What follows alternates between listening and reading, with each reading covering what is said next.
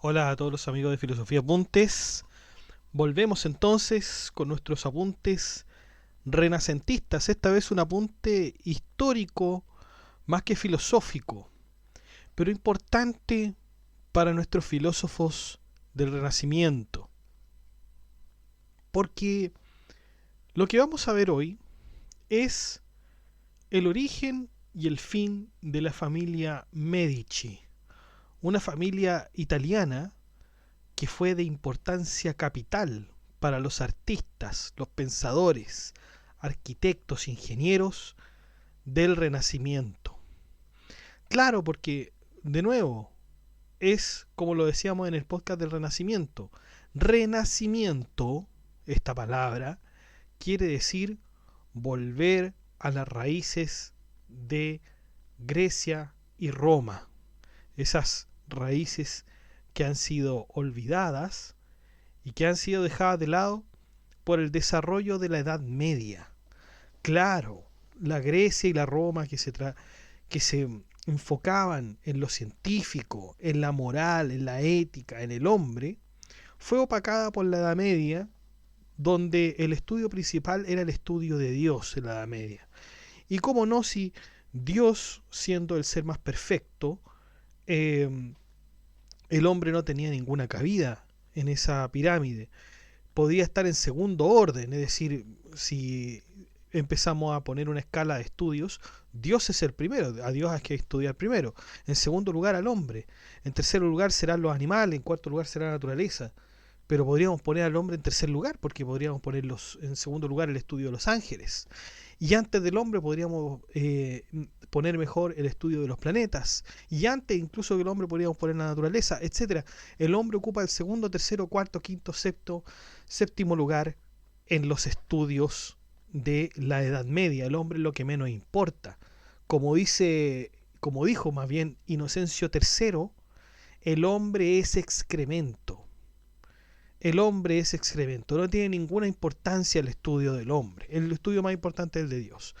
Y claro, con todo ese desarrollo de la Edad Media, que de todas maneras, muchachos, por favor, en la Edad Media hubo ciencia, se estudió ciencia, hay un montón de tratados científicos, solamente que el monopolio de esos tratados científicos los tenía la Iglesia. Se llamaba intelectual a las personas que estudiaban teología o a las personas que eran religiosas y hablaban de ciencias, ¿no? O sea, tenía que tener este mote de teólogo, de religioso. Era lo mismo que ocurría en la antigua Grecia de alguna forma, o sea, en todas las profesiones, si habían algunos ingenieros, médicos, etcétera, en la antigua Grecia, que deseaban tener renombre o deseaban que se les pudiera poner atención, debían conocer de filosofía, por ejemplo. Hipócrates, uno pensaría que Hipócrates no sabía de filosofía, y la verdad es que sí, uno lee los tratados de Hipócrates y hay mucho de filosofía. Lo mismo en Euclides, lo mismo en Anaxágoras, etcétera. Entonces, esta sombra que pone la Edad Media realmente opaca el estudio del hombre. Y es que pasa el tiempo, muchos pensadores, como por ejemplo Guillermo de Ockham, como por ejemplo Nicolás de Cusa, Giovanni Pico de la Mirándola, entre otros, comenzaron a dar vuelta esta lógica de solamente estudiar a Dios y comenzaron a estudiar al hombre en el Renacimiento. Pero no era tan fácil, ¿no? No era tan fácil porque tenían que buscar ese conocimiento que estaba de antes, que había sido opacado, que había sido ocultado, modificado incluso, para los propósitos de la Edad Media. Entonces hubo muchos documentos que estaban alterados, falsificados, y la verdad es que no había tampoco mucho el ánimo de hacerlo de forma independiente, de buscar esos textos de forma independiente y tratar de traer de vuelta a la Grecia y la Roma de esos tiempos. Por lo tanto, para animar esta búsqueda, para de alguna forma incentivar, atraer el conocimiento del pasado, es que están estos hombres llamados mecenas, es decir, estos financiadores de las artes, la cultura, el conocimiento. Y por cierto que los Medici eran uno de los grandes mecenas de de todos estos intelectuales. En verdad, fueron muy importantes los Medici para todos los intelectuales de la época. Así que los vamos a ver, y una vez que terminemos de ver a los Medici, vamos a seguir entonces con el recuento de los filósofos renacentistas. Así que, sin más dilación, vamos allá.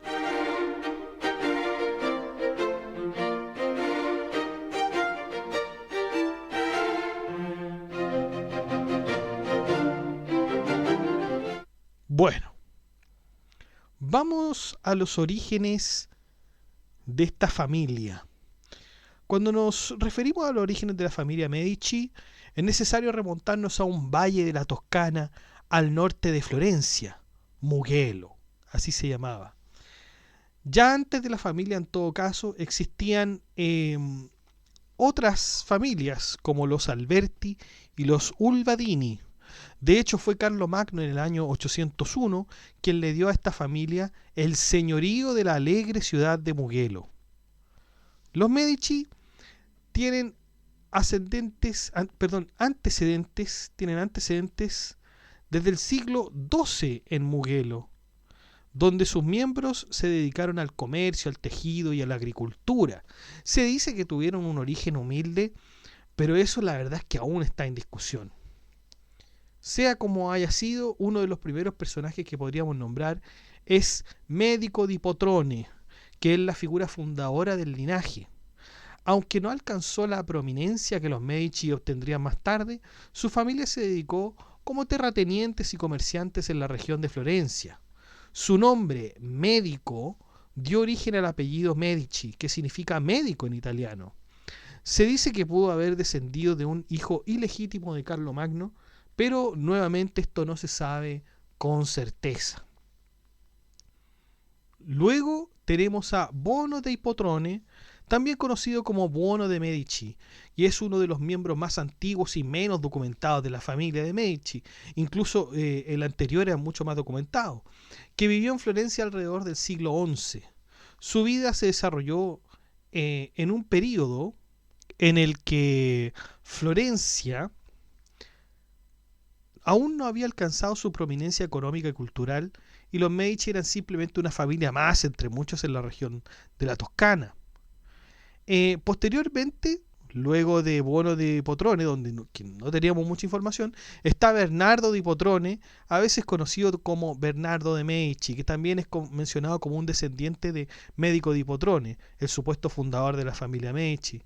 Pero al igual que los miembros tempranos de la familia Medici, se presume que Bernardo estuvo involucrado en actividades agrícolas, comerciales, que eran comúnmente entre las familias de la clase media alta de la Florencia de ese tiempo. Pero tampoco teníamos mucha información de Bernardo di Potrone. Solo sería Giambuono de Medici, uno de los primeros miembros un poco más documentados de la familia Medici, y figura importante en los orígenes de esta familia que llegaría a ser fundamental en la historia de Florencia y del Renacimiento italiano, aunque hay poca información tan detallada sobre su vida. Pero Giovanni realmente fue alguien relevante por su papel en establecer las bases económicas y sociales de los Medici en Florencia. Es descendiente de Medico di Potrone, el ancestro más antiguo y conocido, como lo habíamos mencionado. Y su nombre, Giambuono, significa buen Juan en italiano, lo que sugiere que era una persona respetada en su comunidad. Giambuono fue un comerciante y terrateniente en la región de Florencia, y su implicación en el comercio es significativa porque marca el comienzo del interés de los Medici en los asuntos económicos y comerciales, porque se supone que la familia Medici antes tenía esta relación más bien comercial, pero agrícola, ¿no? De los tejidos. Ahora no, ya están un poco más metidos ya en las finanzas. Algunos historiadores, en todo caso, no consideran que Giambuono sea un Medici, ¿no? Desconfían un poco de su ascendencia. Tuvo varios hijos que contribuyeron a consolidar la posición de la familia en Florencia y sentaron las bases para el futuro poder e influencia de los Medici en la ciudad.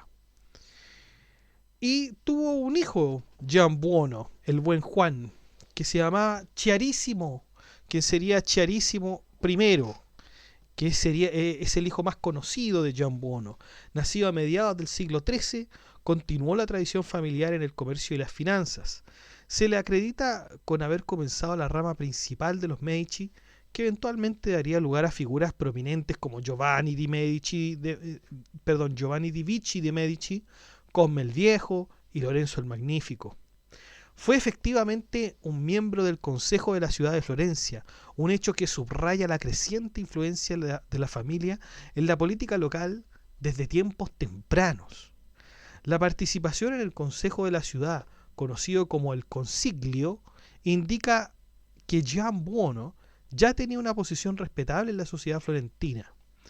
El Mercado Vecchio era una zona central y muy concurrida en la ciudad, conocida por su actividad comercial y su importancia económica, y Giambuono tenía propiedades en esta área.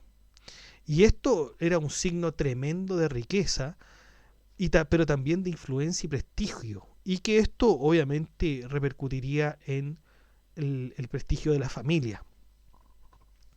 Uno de los hijos de Giambuono fue Buonaginta de Medici, quien continuó el legado de la familia. Pero la descendencia de Buonaginta, si bien ayudó a establecer las bases para la expansión y el éxito futuro de los Medici, era una rama menor. Era una rama menor de los Medici que es evidentemente la menos conocida. Ahí sí que no tenemos mucha información.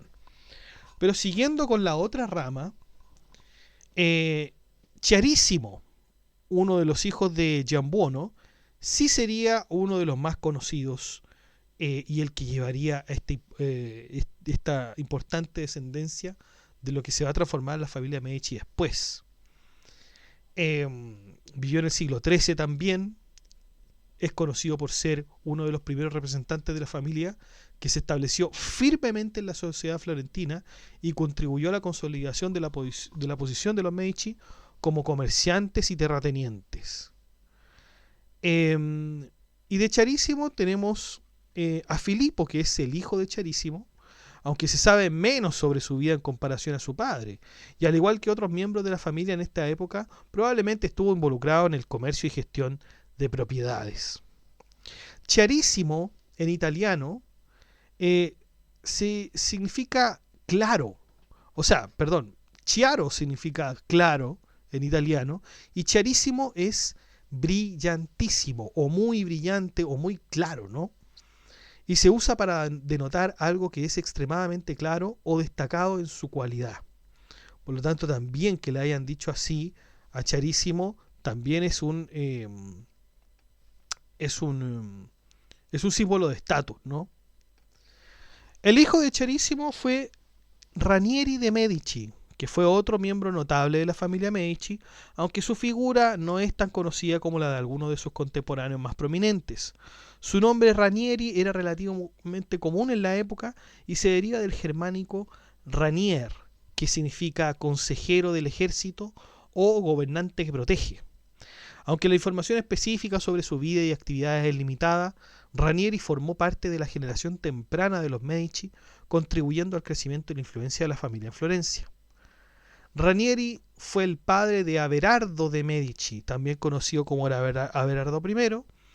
Averardo continuó el legado de la familia en el comercio y la gestión de propiedades, continuó las actividades comerciales y de gestión, lo que fue fundamental para el crecimiento de la influencia económica de los Medici. Su trabajo en la administración de las propiedades familiares y en el comercio ayudó a preparar el terreno para el éxito de su hijo Giovanni di Vici de Medici, quien fundaría el Banco Medici finalmente y llevaría a la familia a la prominencia. Pero ahí nos estamos adelantando un poquito.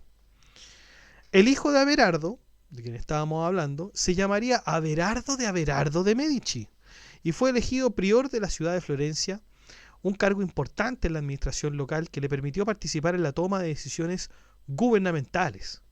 En el año 1314 ocupó el puesto de confalonero de justicia, una posición que implicaba responsabilidades en la justicia y el gobierno de la República de Florencia. Averardo fue elegido por Pietro d'Angiò, conde de Gravina y capitán general del bando güelfo en Toscana y Romaña, y esta elección fue en nombre de su hermano Roberto, rey de Nápoles. La elección se produjo en un contexto de guerra contra el gibelino Uguccione de la Fagiola, lo que muestra el papel de Averardo en el contexto político y militar de la época. O sea, aquí en esta rama de los Medici ya no solamente tenemos a un hombre que se dedica a los negocios, que se dedica a lo financiero, sino que aquí tenemos un verdadero, obviamente, político. En 1311, Teglia de Sisi cedió a Averardo la mitad del patrocinio de la iglesia de San Tommaso en Florencia, probablemente por razones económicas. Este patrocinio fue significativo para la influencia social y religiosa de la familia Medici. Averardo fue uno de los primeros Medici en acumular riqueza significativa a través de la actividad mercantil, y su éxito en el comercio y en la acumulación de propiedades ayudó a establecer la base económica sobre la cual sus descendientes construirían su fortuna. Los hijos de Averardo fundaron la empresa Fili Averardi, que se dedicaba a la actividad bancaria. Y esta empresa fue una de las primeras iniciativas bancarias de la familia Medici, porque uno pensaría que primero fue el Banco Medici. No. La primera fue la empresa Fili Averardi de Averardo. Y la empresa operó hasta 1330 y su existencia muestra cómo la familia Medici comenzó a involucrarse en el sector financiero, lo que sería fundamental para su éxito futuro con la fundación del Banco Medici, posterior por Giovanni di Vici de Medici. Uno de los hijos de Averardo se llamaba Salvestro di Alamano. Sus hermanos eran Buey y Contar, quienes a su vez tenían a sus hijos Julián y Francisco, Jacob, Foligno y John, respectivamente. Salvestro comenzó su carrera política en el año 1358 como prior de las artes y fue elegido capitán de Pistoia en 1360. En 1378, como gonfalonero de justicia, emprendió una política anti-güelfa, introduciendo leyes para reducir el poder de la nobleza y contrarrestar su influencia en la política. En 1378 estalló el levantamiento de Ciompi, una revuelta de trabajadores, especialmente del sector textil, que buscaban participación política y la creación de nuevas artes. Durante la revuelta, Salvestro apoyó a los Ciompi y sus demandas contra la oligarquía, y fue nombrado caballero gobernador de la República el 21 de julio de 1378, recibiendo parte de los ingresos fiscales. Sin embargo, la revuelta pronto se volvió violenta y desorganizada. Salvestro jugó un papel crucial en la contrarrevuelta contra los Ciompi, quienes fueron finalmente derrotados en 1382. Posteriormente, Salvestro fue acusado de tiranía y desterrado el año 1382, cuando la facción güelfa de los Albizzi tomó el control. Y finalmente, ya hablando sobre los orígenes de la familia Medici, tenemos a Averardo di Chiarissimo de Medici, conocido como Vici de Medici. Fue un destacado político italiano de la familia Medici. Su nombre Vici es una forma abreviada de Averardo, que alude al legendario caballero Averardo, del cual los Medici afirman descender. Sus hijos serían Giovanni di Vici de Medici, casado con Picarda Bueri, se convertiría en una figura crucial para la familia Medici, fundando el Banco de Medici justamente. Francesco di Vici de Medici, también un hermano, fallecido en 1402, casado con Selvaggia Gianfigliasi y luego con Francesca Balducci. Antonia di Vici de Medici, casada también con Angelo Ardinghelli. Esos son los hijos de Averardo di Chiarissimo de Medici. Ahora, teniendo todo esto en cuenta, porque lo que acabamos de describir acá es la parte de los orígenes de la familia Medici, que son oscuros. Hay algunos que dicen, bueno, hay algunas cosas que se nos informan, hay algunas cosas que podemos saber, pero la verdad es que lo verdaderamente conocido de la familia Medici comienza aquí, con Giovanni di Medici. Giovanni di Medici, eh, o Giovanni di Vici di Medici, también, como lo habíamos nombrado, es el hijo de Averardo, del último Averardo. Y fíjense que también no solamente podríamos llamarlo Giovanni, porque Giovanni es el Juan de otros idiomas, ¿no? Eh, claro, nosotros tenemos un nombre tan común como es Juan. En Inglaterra, en Estados Unidos tendrán un nombre tan simple, tan común como sería John. Y los italianos tienen Giovanni como un Juan. ¿Mm? Entonces, este podría llamarse Giovanni di Vici de Medici o Juan de Medici. Los vamos a tratar indistintamente. Entonces, en la mayor parte del siglo XIII, la ciudad de Siena, Italia, fue la líder en asuntos bancarios. Sin embargo, en 1298, una de las familias más ricas de Europa quedaría en la bancarrota, que son los Bonsignoris. De este modo, Siena pierde su estatus como una ciudad próspera y rica. Y a su pérdida de estatus le sigue Florencia en el siglo XIV con la familia Albizzi. Los contrincantes en poder de la familia Albizzi eran justamente los Medici. Y los Medici controlaban el banco de Medici, que en ese entonces era el banco más grande de Europa. Pero ¿cómo llegaron al poder? Bueno, todo comienza con Juan de Medici, que fue un banquero en la Florencia de la Edad Media.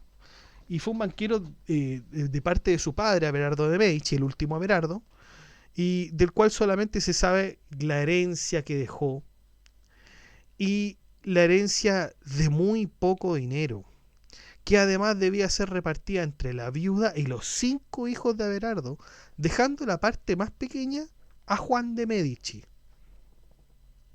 Entonces, claro, imagínense lo duro que fue para Juan que su padre haya muerto. Su padre tenía, digamos, todas las conexiones financieras, tenía sus actividades comerciales activas, y ya a su muerte tiene que dividir la herencia, tiene que dejarle a su esposa y a sus 5 hijos, y Juan se lleva la más pequeña parte o la peor parte. Entonces, realmente esto fue una desventaja para la vida de Juan de Medici. ¿Mm? Sin embargo, su tío Vieri de Medici fue un prominente banquero de Francia que ayudó a Juan a insertarse en el sistema bancario de Florencia. Y a diferencia de todos los miembros de la familia, Vieri se dedicó a la administración financiera.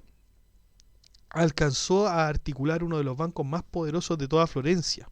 Era un hombre muy respetado en la ciudad, incluso lo nombraron caballero del pueblo.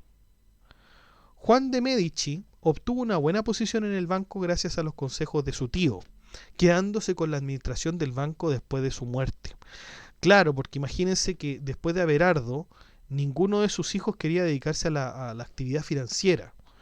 Y claro, a Juan, que le entregaron poco, tampoco tenía el objetivo de invertir. Pero su tío, que era el único en ese momento, digamos, no anteriormente, porque anteriormente obviamente sí habían miembros de la familia Medici que querían comerciar, pero su tío en ese momento era el más interesado y ayudó a Juan.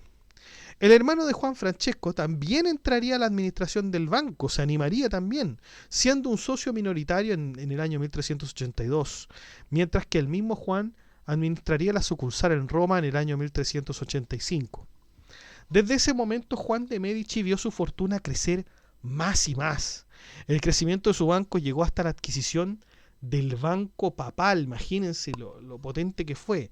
Es decir, los Medici lograron ser administradores de las cuentas de la iglesia. En el año 1386 se casaría con Picarda Bueri, quien le daría la dote de 1500 florines, lo que llevó a Juan a tener un próspero progreso en sus negocios.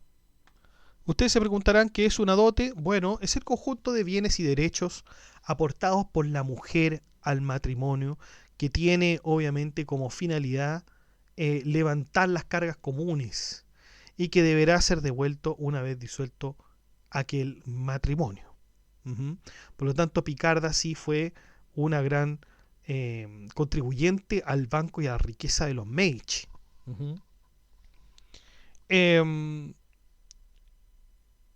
De hecho, gracias a la dote, Juan de Medici pudo comprar la sucursal del banco que se encontraba en Roma. Picarda se ocupaba de los asuntos del hogar, pero cuando Juan tenía que viajar por asuntos de negocio, su esposa se preocupaba por la situación del banco en Florencia. Tuvieron 4 hijos que son Cosme, Lorenzo, Antonio y Damiano. El Banco de las Familias Medici fue fundado en el año 1397 con un capital de 10.000 florines y se volvió el interés principal de toda la familia. Sus alcances llegaban desde el norte de las ciudades-estado de Italia, además de otros países. De hecho, podríamos decir que el Banco de la Familia Medici se transformó en lo que hoy conoceríamos como una empresa multinacional. Pagaba 428 florines de impuesto, mientras que el banco que lo secundaba pagaba 44. Juan de Medici se volvió propietario de 2 talleres de lana en Florencia y era miembro de 2 gremios, el arte de la lana y arte del cambio.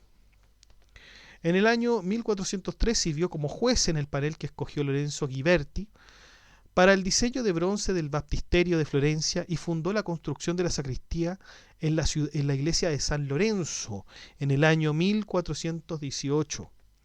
La sacristía, diseñada por Filippo Brunelleschi, seguramente les suena mucho Filippo Brunelleschi, que fue un destacado arquitecto de la época, fue construida entre 1421 y 1428 y es la única obra arquitectónica completa íntegramente por el gran arquitecto. Estaba concebida como un ambiente independiente, pero comunicante con la iglesia. La sacristía representaba una sala principal de planta cuadrada y un pequeño anexo en el lado sur, cuyo lado mide 1/3 de la sala principal. Este anexo está acompañado por 2 pequeños cuartos de servicio con bóvedas de cañón, una de las aplicaciones más antiguas de este tipo de techado en la arquitectura renacentista. La sacristía refleja la habilidad de Brunelleschi para integrar funcionalidad y estética, mostrando su influencia en la evolución del Renacimiento a través de un diseño preciso y el uso innovador del espacio. Todo lo relativo a la Basílica de San Lorenzo fue financiada por Juan de Medici. En el año 1413 el Banco de Roma, que era administrado por los Medici, era el banco más privilegiado, ya que comenzó a llevar las cuentas papales. Juan era muy amigo del antipapa Juan XXII. El banco recaudaba los diezmos y una parte de ellos era para la familia. Sin embargo, dicho cuasi monopolio duró solamente 2 años, ya que el papa habría sido depuesto por el Concilio de Constanza en 1415. Los Medici tuvieron que compartir las ganancias con otras familias que en esos momentos eran los Spini y los Alberti. Entre los años 1378 y 1417 ocurrió el gran cisma de Occidente, donde 3 papas se disputaban el poder. 3 obispos de Aviñón en Francia se disputaban el papado, mientras que otros más en Roma también lo ambicionaban. En general, los eclesiásticos no querían que los obispos franceses fueran papas, ya que estos estaban muy influenciados por el rey Felipe el Hermoso. Hubo un fuerte apoyo para que el nuevo papa fuera romano y Juan de Medici apoyó esa medida. Como recompensa, una vez que el nuevo papa en Roma fue elegido, Juan de Medici recibió una recompensa: el control total de la Cámara Apostólica de Florencia, la institución central de financiamiento de la iglesia en ese tiempo. En el año 1429, Juan de Medici era el hombre más rico de toda Florencia, tal como lo demuestran el reporte de impuestos del mismo año, porque si queremos ver cuánto dinero gana una persona, tenemos que ver los impuestos que paga. Y eso, muchachos, hasta el día de hoy. Hasta el día de hoy, si usted quiere saber cuánta es la riqueza de una persona, vea los impuestos que ella paga. En febrero de ese mismo año, Juan de Medici fallece a los 69 años y deja todo su patrimonio a su hijo Cosimo de Medici, apodado el Viejo. Antes de morir, Juan les pide a sus hijos, a propósito de su madre, de Picarda, le dice que la respetaran y no le quitaran los honores merecidos. Más que mal, ella fue la que dio la dote para el banco y además también lo administraba. Así termina entonces la primera historia de uno de los personajes más importantes de la familia Medici, que fue Juan de Medici. Vamos ahora con uno de sus hijos, que es Cosimo de Medici. Juan de Medici había dejado el manejo del banco a sus hijos en 1420. Juan arreglaría el matrimonio de uno de sus hijos, que era Cosimo, quien se casaría con Contesina de Bardi, una muchacha de la alta nobleza, con el objeto de sostener la alta influencia que tenía la familia. El poder de Cosimo radicaba en su riqueza, y todas las familias temían que pudiera ejercer su poder contra ellas. Los Albizzi eran enemigos anti-Medici y deseaban acabar con la familia cuanto antes. De hecho, Rinaldo degli Albizzi lo hizo arrestar en el año 1433, acusándolo de malversación. No obstante, Cosimo logró anular la pena debido a su influencia con el Papa Eugenio IV. Luego de triunfar en este encuentro, Cosimo desterró a Rinaldo y fue nombrado alférez en ese mismo año. Con este cargo de alta importancia política, Cosimo pudo extender su influencia y política exterior en toda Italia y en el extranjero. En todo caso, la mayor parte de esta expansión se debió a la alta fortuna y herencia que le dejó su padre. Llegó a tener muchos acuerdos con los estados enemigos, como lo fue el estado de Milán.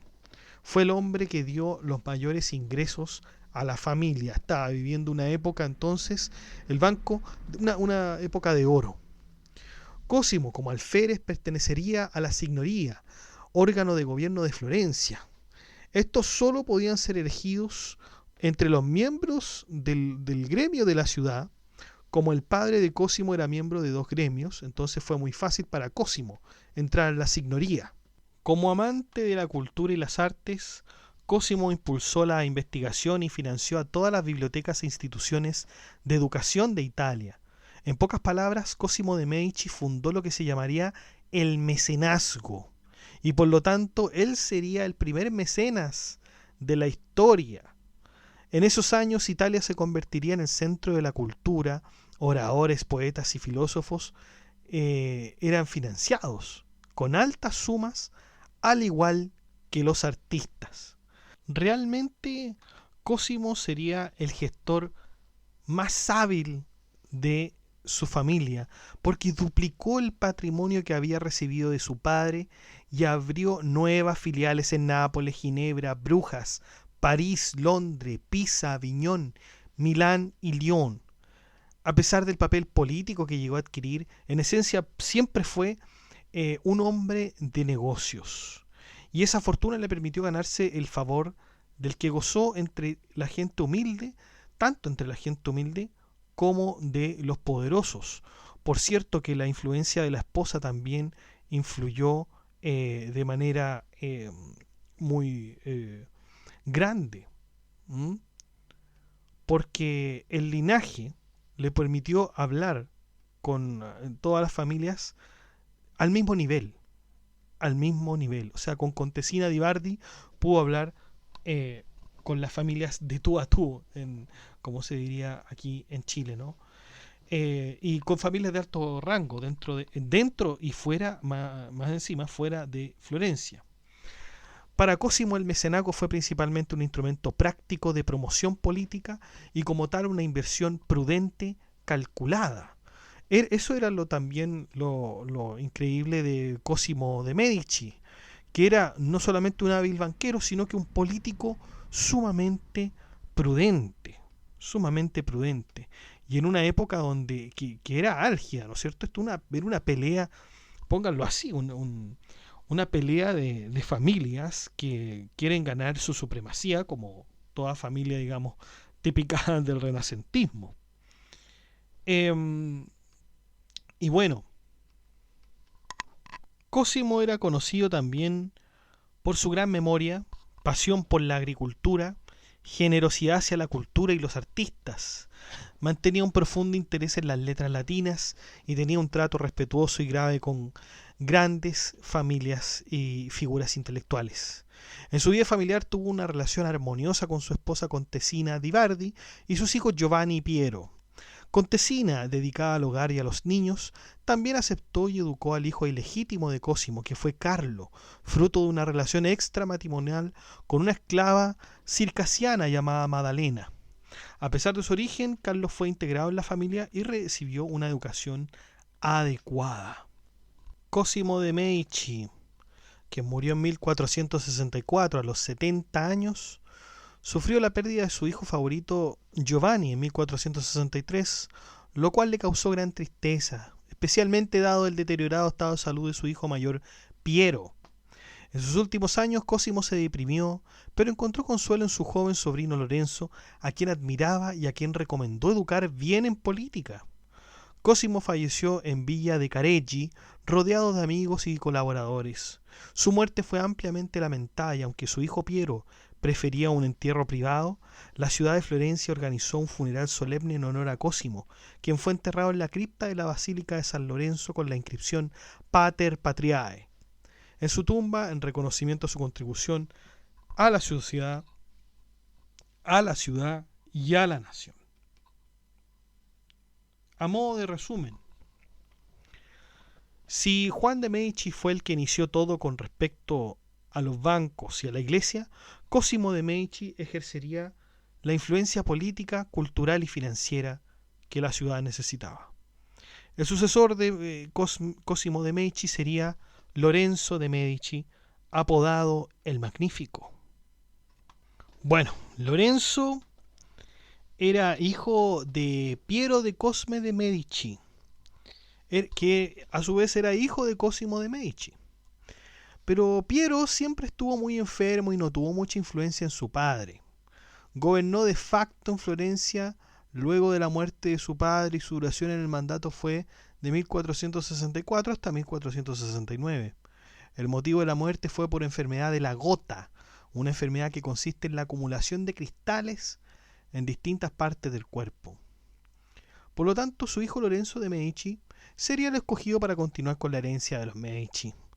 Tuvo que ocuparse del mando a los 20 años, por lo que todos pensaron que sería finalmente manipulado por los verdaderos gobernantes. Sin embargo, esto no fue así. Fue un gobernador conciliador, sobre todo con el reino de Nápoles, que tenía, por cierto, un gobierno muy beligerante con Florencia. Y esto fue logrado en 1480 después de la guerra contra Fernando I de Nápoles. Sin embargo, por otro lado, tenía a la familia de los Pazzi, quienes atentaron 2 veces contra su vida. La conspiración de los Pazzi contra los Medici surgió en un contexto de tensión entre las dos familias y el Papa Sixto IV. El Papa Sixto IV, tras ser elegido en 1471, deseaba apoderarse de los territorios florentinos y beneficiar a sus sobrinos, así como financiar costosos proyectos en Roma, como la reorganización de la Biblioteca Vaticana. Los Pazzi, que habían perdido la administración de las finanzas papales a favor de los Medici, también tenían intereses en contra de la familia gobernante de Florencia. La chispa para la conspiración fue la cuestión de la herencia de Beatriz Borromei, esposa de Giovanni de Pazzi. Lorenzo de Medici promulgó una ley que afectó la herencia de Beatriz, evitando que aumentara el patrimonio de los Pazzi. Lorenzo acusó a los Pazzi de haber prestado al Papa 30.000 ducados para que su sobrino pudiera tomar posesión del condado de Imola, cerca de los territorios florentinos. Y esta acción iba en contra de las directrices de Lorenzo, quien había prohibido a los bancos florentinos conceder préstamos al Papa. La conspiración contra los Medici se consolidó en agosto de 1477, impulsada principalmente por Jacopo y Francesco de Pazzi, con la participación del arzobispo de Pisa, Francesco Salviati, y su objetivo era eliminar a los Medici y colocar a Girolamo Riaro al mando de Florencia. La muerte del cardenal latino Orsini, tío de Clarice Orsini, esposa de Lorenzo de Medici, pudo haber acelerado la conspiración. El Papa Sixto IV buscó apoyo externo de la República de Siena, el rey de Nápoles, y las ciudades papales. Aunque recomendó evitar derramamiento de sangre, los conspiradores planearon eliminar físicamente a los Medici. El líder de la acción, Giovan Battista Montesesco, se negó a realizar el asesinato y fue reemplazado por los sacerdotes Stefano da Bagnone y Antonio Maffei da Volterra. Una carta cifrada reveló que Federico da Montefeltro, duque de Urbino, proporcionó tropas para apoyar a los conspiradores, aunque su nombre fue omitido en la confesión pública por Lorenzo. La conspiración previa que Lorenzo Giustini y Gianfrancesco Maruzzi da Tolentino liderarán las tropas hacia Florencia para apoyar a los conspiradores.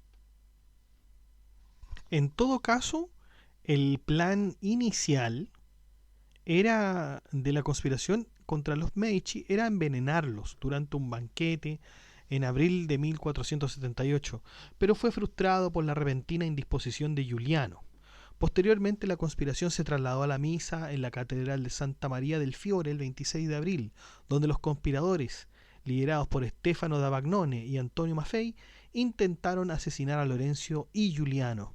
Giuliano fue atacado y asesinado, pero Lorenzo logró escapar al refugiarse en la sacristía. La reacción popular contra los conspiradores fue violenta. Jacopo de Pazzi y otros conspiradores fueron ejecutados públicamente y Bernardo Bandini fue capturado y ejecutado más tarde. Los sacerdotes implicados también fueron torturados y ejecutados. Lorenzo, sin mancharse las manos con sangre, se benefició de la furia popular y la venganza contra los Pazzi, que resultó en la confiscación de sus bienes y la prohibición de su nombre en los documentos fiscales. Por lo tanto, no tuvieron éxito contra Lorenzo, pero como sí lo dijimos, sí tuvieron éxito contra su hermano menor, Giuliano. En el ámbito del mecenazgo, aumentó el mecenazgo, auspiciando a muchos grandes artistas como serían Leonardo da Vinci y Miguel Ángel. Al igual que su abuelo, financió a las instituciones educativas y a las bibliotecas para que desarrollaran investigación. En contraparte, si bien Lorenzo estaba muy preocupado de las artes, Lorenzo desatendió mucho los negocios del banco de la familia. De hecho, perdió las filiales de Londres, Brujas y Lyon, que habíamos mencionado anteriormente, que eran sumamente importantes. La decadencia de la sucursal de los Medici en Lyon comenzó con su casi quiebra debido a la corrupción de su director, siendo salvada por Francesco Sassetti. Las dificultades se agravaron con problemas en las sucursales de Londres y Brujas, exacerbadas por la oposición de comerciantes y representantes políticos interesados en el comercio con Londres, ya no estaban interesados con los Medici. Y la sucursal, disuelta como sociedad en 1465 y reincorporada en 1467, enfrentó serios problemas financieros. Angelo Tani fue enviado para recuperar deudas, pero su esfuerzo se vio obstaculizado por la falta de apoyo interno y la inestabilidad política, especialmente de la Guerra de las Rosas en Inglaterra. Aunque se realizaron algunos pagos, la sucursal terminó su liquidación en 1478 con una pérdida total de 51.533 florines de oro. Tras la quiebra de la sucursal de Londres, la sucursal de Brujas, bajo el control de Tommaso Portinari, asumió la responsabilidad de la deuda londinense. Portinari, quien había dirigido la sucursal durante décadas, realizó préstamos masivos a la corte de Borgoña y sufrió pérdidas significativas debido a naufragios y piratería. Su gestión también estuvo marcada por irregulares y posibles fraudes, incluyendo la negativa de devolver depósitos y acusaciones infundadas contra Angelo Tani. La sucursal de Brujas fue liquidada en 1478 con una pérdida total aproximada de 70.000 florines de oro, una cifra que podría ser aún mayor. Lorenzo el Magnífico, disgustado con la gestión, envió un agente para cerrar la empresa y revisar los libros. Portinari, enfrentado al cierre inevitable, regresó a Florencia en dificultades económicas y murió en 1501 en el Hospital de Santa María Nueva, fundado por su antepasado. Su hijo rechazó la herencia debido a las grandes deudas acumuladas. Y claro, recuerden que cuando uno hereda, no hereda solamente los activos, sino que también hereda el pasivo de los causantes. También Lorenzo de Medici contrajo matrimonio con Clarice Orsini. En marzo de 1467, Lucrezia Tornabuoni, la madre de Lorenzo de Medici, viajó a Roma con el propósito de encontrar una esposa para su hijo. Conoció a Clarice Orsini y tras una evaluación positiva, decidió que era una buena candidata. La búsqueda de la novia se centró en vincular a Lorenzo con una familia noble romana, en línea con la práctica de combinar nuevas riquezas con antiguos títulos nobiliarios. Las negociaciones para el matrimonio se iniciaron en 1468 y se realizaron en secreto, con el matrimonio por poderes celebrados en diciembre del mismo año.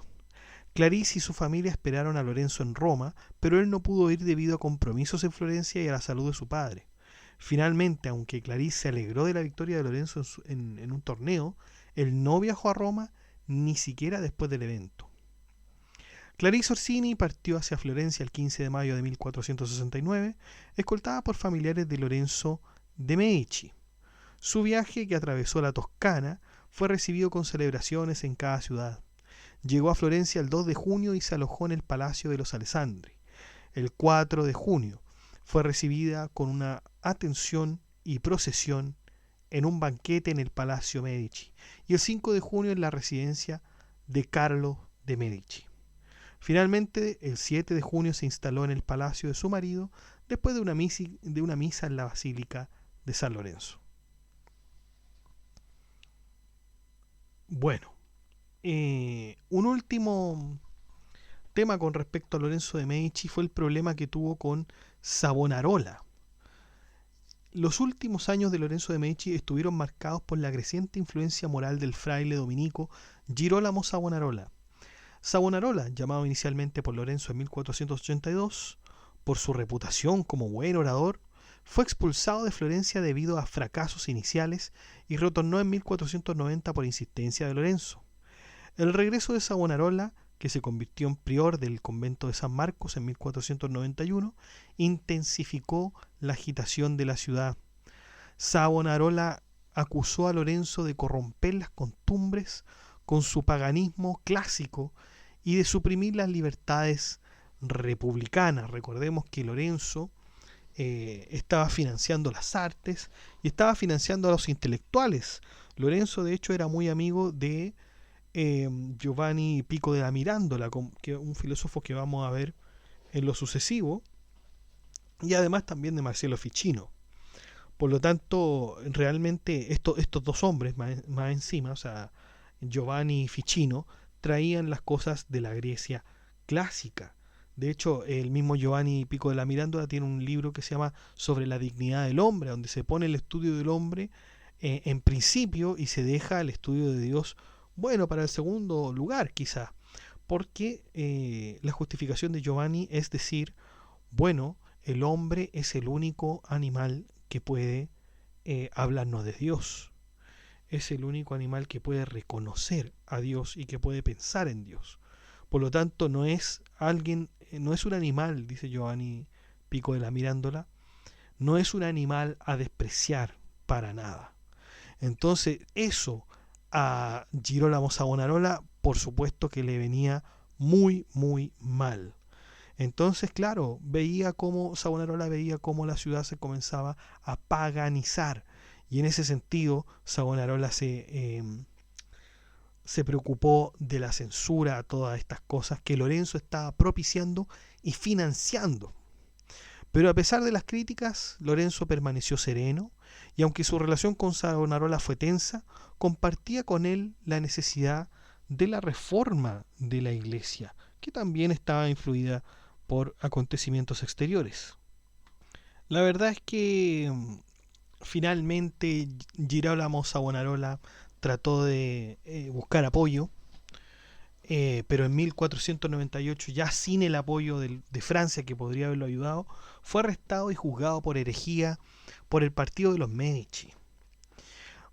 Savonarola es un personaje, muchachos, es un personaje, la vida de él es realmente fascinante. Me parece que hay videojuegos, hay películas, series con respecto a Girolamo Savonarola. Y fue arrestado por el partido de los Medici, y su captura en el convento de San Marcos fue violenta, con enfrentamiento durante un asalto nocturno. Y tras ser torturado, Savonarola fue condenado a muerte junto con dos de sus hermanos. El 23 de mayo de 1498 fue ahorcado y quemado en la Piazza de la Signoria, en una ejecución absolutamente pública. Las cenizas de los condenados fueron arrojadas al Arno para evitar veneración. y posteriormente se colocó una placa conmemorativa en el lugar de su ejecución, que ahora está marcado por una lápida de granito rojo. La verdad es que Savonarola era un tremendo orador. Era un tremendo orador, movía masas y además se decía que tenía dones proféticos, profetizó de alguna forma los problemas que Italia iba a tener con Francia, y bueno, eso le ganaba muchos adeptos, pero finalmente, bueno, su final fue desastroso, francamente. A partir de mediados de la década de 1480, la salud de Lorenzo de Medici se deterioró debido a una forma hereditaria de artrosis o artritis reumatoide, y a pesar de buscar alivio en balnearios toscanos, su condición empeoró. Viudo desde 1488, Lorenzo sufrió una crisis definitiva en la primavera de 1492, falleciendo a los 43 años el 8 de abril debido a una gangrena provocada por una úlcera. Su muerte dejó a Florencia consternada. Fue enterrado el 9 de abril en la sacristía vieja de San Lorenzo, y décadas después sus restos fueron trasladados a la sacristía nueva, donde Miguel Ángel preparó un sarcófago para él y su hermano Giuliano. Un Medici en el papado. Aunque entre los Medici existieron 4 papas, León X, Clemente VII, Pío IV y León XI, nosotros solo nos referiremos a Clemente VII por ser este el más conocido. Luego de Lorenzo encontramos una lista de gobernadores provisorios que no se destacaron altamente por su gestión. Está Pedro II de Medici y Lorenzo II de Medici. El hijo de Lorenzo II de Medici sería Julio de Medici. Y en el año 1519, cuando muere Lorenzo II de Medici, Julio se convierte en gobernador civil y también en arzobispo de Florencia, y en el año 1523 se transforma en cardenal. Fue uno de los personajes más influyentes en la curia, y su camino a ser papa no sería difícil. Esta influencia llegaría a Adriano IV, quien dejaría su poder como sucesor a Julio de Medici, quien tomaría como nombre Clemente VII en el año 1523, el mismo año que se hizo cardenal. Sin embargo, Clemente VII no tuvo una gestión eficiente ni en lo religioso ni en lo político. En su papado surgieron problemas con el rey de Inglaterra, es decir, con Enrique VIII, quien quería anular su matrimonio para casarse con otra mujer. Esa historia ya la sabemos. Como Clemente VII nunca accedió a aquella petición, Italia rompió sus relaciones con Inglaterra y el rey Enrique VIII fundaría otra religión en respuesta, que sería el anglicanismo. Con el hecho del saqueo en Roma en 1527 y el levantamiento de Florencia, Clemente VII huyó de Italia, lo que provocó un levantamiento en Florencia, además del exilio de los Medici en ese mismo año. La República de Florencia se volvería a favor de Francia, pero no pudo resistir mucho tiempo, pues en 1529 tuvo que firmar la paz de Cambrai con el emperador Carlos V del Sacro Imperio Romano Germánico. Luego de estar exiliado, el Papa Clemente firma el Tratado de Barcelona en 1529 para posteriormente coronar a Carlos V como emperador, y reconoce la hegemonía española en Italia. Esto también venía con la condición de restaurar el poder de los Medici nuevamente en Florencia. Al año siguiente, la República de Florencia fue asediada y los Medici volvieron al poder. Sin embargo, Florencia ya no tiene más la condición o connotación de república, sino que de Gran Ducado de la Toscana. Luego de la muerte de Clemente VII, quien seguiría a cargo de la familia sería Alejandro de Medici, hijo ilegítimo de Lorenzo el Magnífico. El Papa le daría a Florencia cuando solo tenía 19 años, por lo tanto Alejandro de Medici alcanzó a ser primer duque de la República de Florencia. Su reinado fue relativamente corto y, de acuerdo con los antecedentes, se dijo que su gobierno fue cruel y despótico, algo que no es realmente confirmado por los historiadores. Su muerte pasó inadvertida para no causar estragos, y los que estaban a favor de los Medici hicieron que el próximo heredero fuera Cosme I de Medici. No es Cosimo, sino que es Cosme I de Medici, quien era muy distinto a Alejandro de Medici. Cosme pasaría a ser duque de Florencia a duque de la Toscana. Este heredero de los Medici tuvo muchísimo más éxito que sus predecesores, Aumentó de manera considerable el mecenazgo de las artes y la arquitectura. Expandió Florencia y construyó nuevas fortificaciones, murallas, cárceles, entre otros. Un conocido capítulo de su gobierno fue muy destacable: la captura de Siena. Esta fue una ciudad que se rebeló contra el emperador y llamó a los franceses para independizarse, y Cosme pidió autorización al rey Carlos V para atacar Siena y apoderarse nuevamente de esta. Ferdinando asumió con entusiasmo el gobierno de Toscana. Él ordenó el drenaje de las marismas toscanas, construyó una red de carreteras en el sur de la Toscana y cultivó el comercio de Livorno. Para aumentar la industria de la seda toscana, supervisó la plantación de moreras a lo largo de las carreteras principales. Los gusanos de seda se alimentan obviamente de estas hojas de morera, por lo tanto ese era lo significativo de esta acción. En asuntos exteriores alejó a la Toscana de la hegemonía de los Habsburgo al casarse con el primer candidato al matrimonio de Alessandro y Cristina de Lorena, nieta de Catalina de Medici. La reacción española fue construir una ciudadela en su parte de la isla de Elba. Para fortalecer la nueva alianza franco-toscana, casó a su sobrina Marie con Enrique IV de Francia. Enrique declaró explícitamente que defendería la Toscana de la agresión española, pero luego renegó, después de lo cual Ferdinando se vio obligado a casar a su heredero Cosimo con María Magdalena de Austria, para apaciguar a España, donde la hermana de María Magdalena, Margarita, era la reina consorte titular. Ferdinando también patrocinó una expedición toscana al Nuevo Mundo con la intención de establecer una colonia toscana, una empresa que no trajo ningún resultado para adquisiciones coloniales permanentes.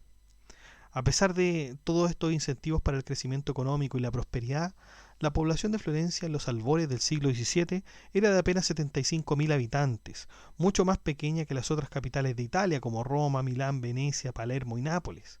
Se cree que Francesco y Ferdinando, debido a la laxa distinción entre los Medici y la propiedad estatal toscana, fueron más ricos que su antepasado Cosimo de Medici, el fundador de la dinastía. Solo el gran duque tenía la prerrogativa de explotar los recursos minerales y salinos del Estado, y las fortunas de los Medici estaban directamente ligadas a la economía toscana. ¿Qué pasa con los Medici en el siglo XVII? Ferdinando, aunque ya no era cardenal, ejerció mucha influencia en los sucesivos cónclaves. En 1605 Ferdinando logró que su candidato Alessandro de Medici fuera elegido Papa León XI. Murió el mismo mes, pero su sucesor, el Papa Pablo V, también estaba a favor de los Medici. La política exterior pro-papal de Fernando, sin embargo, tuvo inconvenientes. Toscana estaba invadida por órdenes religiosas, no todas las cuales estaban obligadas a pagar impuestos. Ferdinando murió en 1609 dejando un reino próspero, eso sí, y su inacción en los asuntos internacionales, sin embargo, tendría consecuencias de largo alcance en el futuro. En Francia, Marie de Medici actuaba como regente de su hijo que era Luis XIII. Luis repudió su política a favor de los Habsburgo en 1617 y vivió el resto de su vida privada de cualquier influencia política. El sucesor de Ferdinando, Cosimo II, reinó menos de 12 años. Se casó con María Magdalena de Austria, con quien tuvo 8 hijos, entre ellos Margherita de Medici, Fernando II de Medici y Ana de Medici. Es más recordado como el mecenas del astrónomo Galileo Galilei, cuyo tratado de 1610, Sidereus Nuncius, le fue dedicado de hecho. Galileo también sería tutor en matemáticas del mecenas. Cosimo en todo caso moriría de tuberculosis en 1621. El hijo mayor de Cosimo, Ferdinando, aún no tenía la madurez legal para sucederlo, por lo que María Magdalena y su abuela, Cristina de Lorena, actuaron como regentes. Su regencia colectiva se conoce como Turtici. El temperamento de María Magdalena era análogo al de Cristina y juntos alinearon a Toscana con el papado, duplicaron el clero toscano y permitieron que ocurriera el juicio por herejía de Galileo Galilei. A la muerte del último duque Urbino, Francesco María II, En lugar de reclamar el ducado para Fernando, que estaba casado con la nieta y heredera del duque de Urbino, Vittoria de la Rovere permitió que el Papa Urbano VIII lo anexara. En 1626 prohibieron que cualquier súbdito toscano fuera educado fuera del Gran Ducado, con una ley posteriormente revocada, pero resucitada por el nieto de María Magdalena, Cosme III. Harold Acton, un historiador anglo-italiano, atribuyó el declive de Toscana a la regencia de Turtici. El gran duque Ferdinando estaba obsesionado con la nueva tecnología y tenía una variedad de higrómetros, barómetros, termómetros y telescopios instalados en el Palazzo Pitti. En 1657, Leopoldo de Medici, el hermano menor del gran duque, estableció la Academia del Cimento, organizada para atraer científicos a Florencia de toda la Toscana para su estudio mutuo. Toscana participó en las guerras de Castro, que fue la última vez que la Toscana mediterránea estuvo involucrada en un conflicto, e infligió una derrota al Papa Urbano VIII en 1643. El esfuerzo bélico fue costoso y el tesoro estaba tan vacío y debido a ello que cuando se pagó a los mercenarios de Castro, el Estado ya no podía permitirse pagar intereses sobre los bonos del gobierno, con el resultado de que la tasa de interés se redujo en un 0,75%. En ese momento la economía era tan decrépita que el comercio de trueque se hizo frecuentemente en los mercados rurales. Ferdinando murió el 23 de mayo de 1670, aquejado de apoplejía e hidropesía. Fue enterrado en la Basílica de San Lorenzo, necrópoli de los Medici. En el momento de su muerte, la población del Gran Ducado era de 730.594. Las calles estaban llenas de césped y los edificios al borde del colapso en Pisa. El matrimonio de Ferdinando con Vittoria de la Rovere produjo dos hijos, Cosimo III de Medici, gran duque de Toscana, y Francisco María de Medici, duque de Rovere y Montefeltro. Tras la muerte de Vittoria en 1694, sus posesiones alodiales, los ducados de Rovere y Montefeltro, pasaron a su hijo menor. Caída de los Medici. Cosimo III se casó con Marguerite Louise d'Orléans, nieta de Enrique IV de Francia y María de Médicis. Una pareja sumamente descontenta. Esta unión produjo tres hijos, que serían Ana María Luisa de Medici, Electres Palatine y el último gran duque mediciano de la Toscana, que sería Gian Gastone de Medici. Johann Wilhelm, el elector palatino, esposa de Ana María Luisa, obtuvo con éxito la dignidad de Alteza Real para el gran duque y su familia en 1691, bien digo. A pesar de que no tenían derecho a ningún reino, Cosimo pagaba con frecuencia al emperador del Sacro Imperio Romano Germánico, su señor feudal nominal, cuotas exorbitantes también, y envió municiones al emperador durante la batalla de Viena. Los Médicis ya carecían de herederos varones y en 1705 la tesorería del Gran Ducado estaba prácticamente en quiebra. En comparación con el siglo XVII, la población de Francia se redujo en un 50% y la población del Gran Ducado en su conjunto se redujo en un 40%. Cosimo trató desesperadamente de llegar a un acuerdo con las potencias europeas, pero el estatus legal de la Toscana era muy complicado. El área del Gran Ducado, que anteriormente comprendía la República de Siena, era técnicamente un feudo español, mientras que se pensaba que el territorio de la antigua República de Florencia era estar bajo soberanía imperial. Tras la muerte de su primer hijo, Cosimo contempló la restauración de la República Florentina tras la muerte de Ana María Luisa. La restauración de la República implicaría la renuncia de Siena al Sacro Imperio Romano Germánico, pero a pesar de todo fue respaldado con vehemencia por su gobierno. Europa ignoró en gran medida el plan de Cosimo. Solo Gran Bretaña y la República Holandesa le dieron crédito, y el plan finalmente murió con Cosimo III en 1723.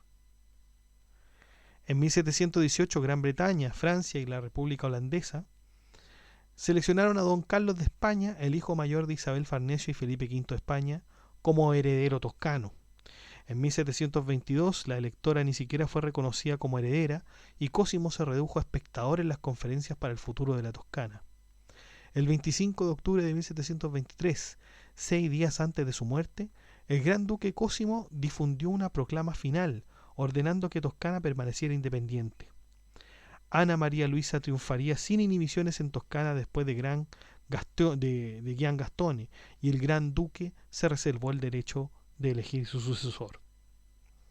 Sin embargo, estas porciones de su proclamación fueron completamente ignoradas y murió unos días después. Gian Gastone despreciaba a la electora por diseñar su catastrófico matrimonio con Ana María Francisca de Sajonia-Lauenburg. Mientras ella aborrecía las políticas liberales de su hermano, él derogó todos los estatus antisemitas de su padre. Gian Gastone se deleitó en disgustarla. El 25 de octubre de 1731, un destacamento español ocupó Florencia en representación de don Carlos, que desembarcó en Toscana en diciembre del mismo año. Los Rupanti, el decrépito séquito de Gian Gastone, detestaba a la electora y ella a ellos. La duquesa Violante de Baviera, cuñada de Gian Gastone, intentó retirar al gran duque de la esfera de influencia de los Rupanti, organizando banquetes. Su conducta en los banquetes fue menos que regia. A menudo vomitaba repetidamente en su servilleta, eructaba y obsequiaba a los presentes con bromas socialmente inapropiadas. Después de un esguince de tobillo en 1731, permaneció confinado en su cama por el resto de su vida. Violante limpiaba ocasionalmente la cama, que a menudo olía a heces. En 1736, después de la Guerra de Sucesión Polaca, don Carlos fue expulsado de la Toscana y Francisco III de Lorena fue nombrado heredero en su lugar.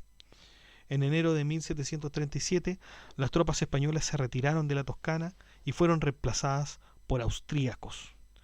Gian Gastone murió el 9 de julio de 1737, rodeado de prelados y su hermana.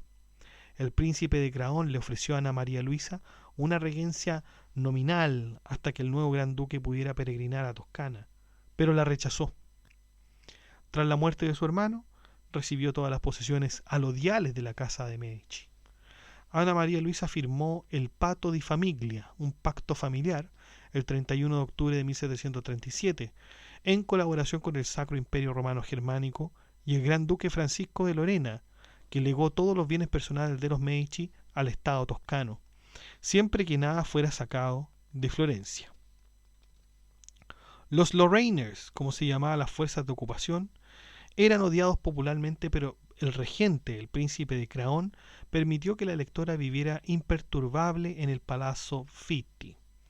Se ocupó de financiar y supervisar la construcción de la Basílica de San Lorenzo, iniciada en 1604 por Ferdinando I, a un costo para el Estado de 1.000 coronas semanales.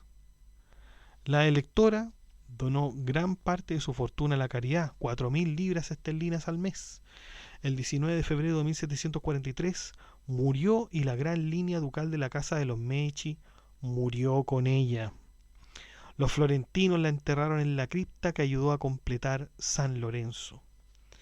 La extinción de la principal dinastía Medici y la adhesión en 1737 de Francis Stephen, duque de Lorena y esposo de María Teresa de Austria, llevaron a la inclusión temporal de Toscana en los territorios de la corona austríaca. La línea de los príncipes de Otajano, una rama existente en la casa de los Medici que podía heredar el gran ducado de Toscana, cuando el último varón de la rama mayor murió en 1737, podría haber continuado como soberano de Medici si no hubiera sido por la intervención de las principales potencias de Europa, que asignaron la soberanía de Florencia a otros lugares. Como consecuencia, entonces, el gran ducado expiró y el territorio se convirtió en una segunda generación de la dinastía Habsburgo-Lorena.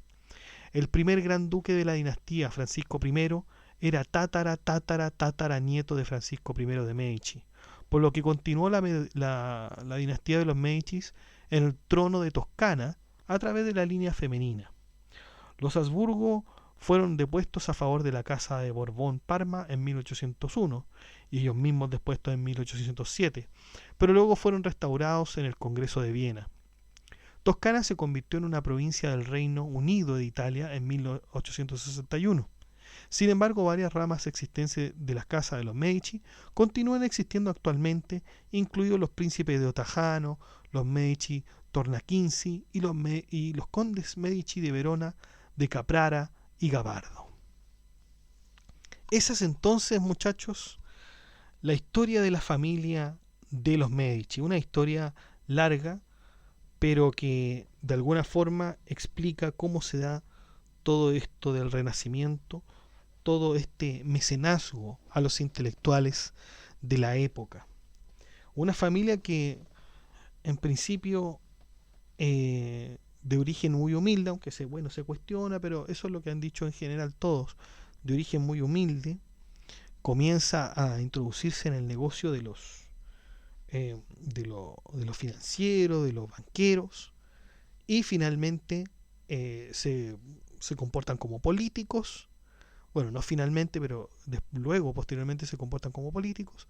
Y finalmente ya viene la decadencia, la mala administración y la mala habilidad, podríamos decir, en la política. Y todos esos lugares están. Todos esos lugares están. Hay algunos que todavía tienen los nombres de algunos de los personajes de la familia Medici. Ya tenemos, ¿no es cierto?, la Basílica de San Lorenzo, que es un gran legado, es una gran obra, realizada también por Brunelleschi. Y bueno, todo lo que permitió esta familia para financiar el conocimiento y para traer aquellas cosas que estaban en Grecia, en Roma, con filósofos como Marsilio Ficino, Giovanni Pico della Mirandola, nombramos a Galileo Galilei, también está Petrarca también, y tantos otros. Esos lugares están, muchachos. Las personas ya no, por supuesto que las personas ya no, pero esos lugares siempre están ahí para recordarnos, para hacernos saber que si bien en un momento determinado podríamos haberlo tenido todo, en otro momento determinado podríamos tener nada.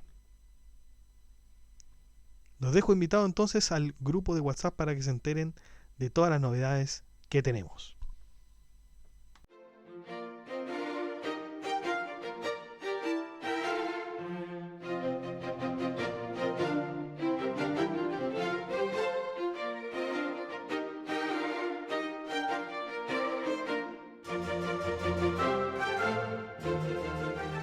Bueno, chicos, eso ha sido todo. Muchas gracias por escuchar este podcast. Si le ha gustado, dé like, comente, comparta, suscríbase, acceda al blog que está en la descripción del video, haga soporte en PayPal o en Patreon. Saludamos a nuestros mecenas romanos, que son Abstract Panicker, Ricardo, Jorge Ríos y Noecita, que colaboran con este proyecto de Filosofía Apuntes mensualmente. Un abrazo, chicos. Un gusto que estén acá. Y también saludamos a nuestro mecenas medieval, que es Gab Welther, que también colabora con una membresía un poco más alta que los mecenas romanos y que ya se ha mantenido en el tiempo apoyando este proyecto educativo. Muchas gracias, Gab Welther. Un abrazo. Y usted también puede ser colaborador en Filosofía Apuntes inscribiéndose en las membresías que aparecen en el botón unirse de cada video. Usted presiona el botón unirse, van a aparecer 4 membresías con distintos precios y usted puede elegir el que mejor le convenga. Si no le acomoda ninguno de esos precios, de todas maneras usted puede colaborar con Filosofía Apuntes haciendo clic en el botón gracias y poner la suma que a usted más le acomode. Que estén muy bien, cuídense, chao.